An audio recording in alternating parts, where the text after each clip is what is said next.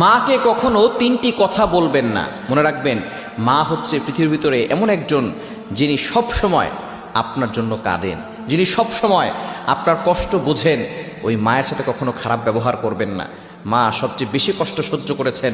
আপনি যে দুনিয়াতে এসেছেন, 10 মাস মায়ের পেটে ছিলেন, কত লাতি গুতা মেরেছেন, মা কত লাতি গুতা সহ্য করেছে, আপনাকে কখনো বোঝা মনে করে নাই।